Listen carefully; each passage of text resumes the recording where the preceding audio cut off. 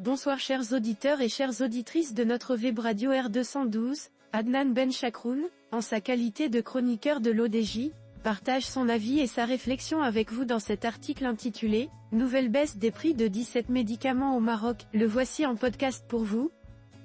Dès les premières lignes, Adnan Benchakroun met en lumière un sujet qui touche directement le quotidien des Marocains, la baisse des prix des médicaments de la manière suivante. Un enjeu d'accessibilité aux soins, le ministère de la Santé et de la Protection sociale vient d'annoncer une nouvelle baisse des prix de 17 médicaments commercialisés dans les pharmacies marocaines. Cette réduction concerne des médicaments de référence, Princeps, des génériques et des biosimilaires, couvrant plusieurs pathologies. Une initiative qui s'inscrit dans la volonté du gouvernement de rendre les soins plus accessibles à la population, mais qui pose également des défis pour le secteur pharmaceutique.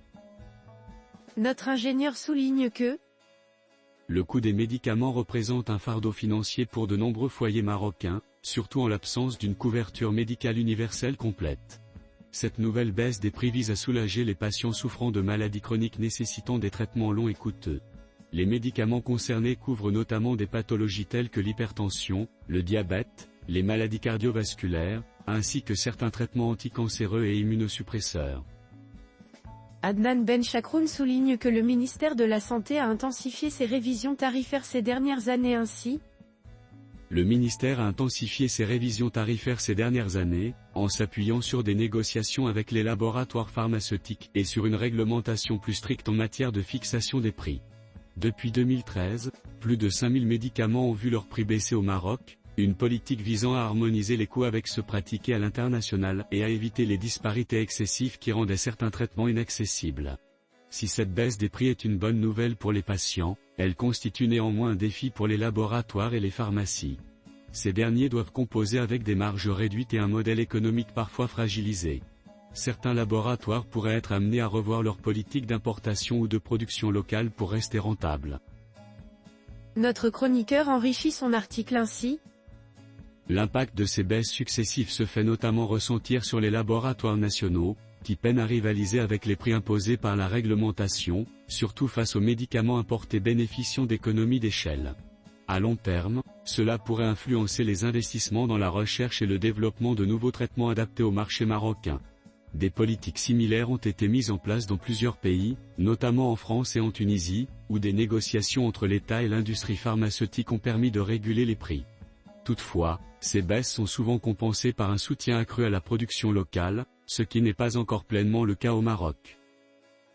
L'auteur conclut son article en ces termes.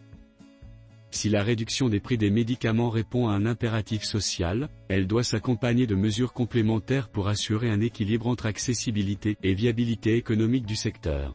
Parmi les pistes envisageables, un soutien accru à l'industrie pharmaceutique locale, notamment via des incitations fiscales et des programmes de développement de la production nationale.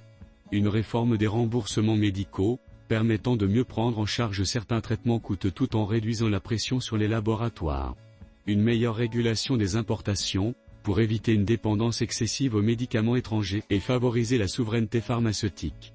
Le défi du Maroc sera donc de maintenir cette dynamique de baisse des prix tout en assurant la pérennité du secteur pharmaceutique, clé de voûte d'un système de santé performant et accessible à tous.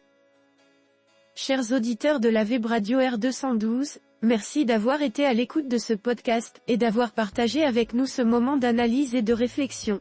Votre fidélité est notre plus belle récompense.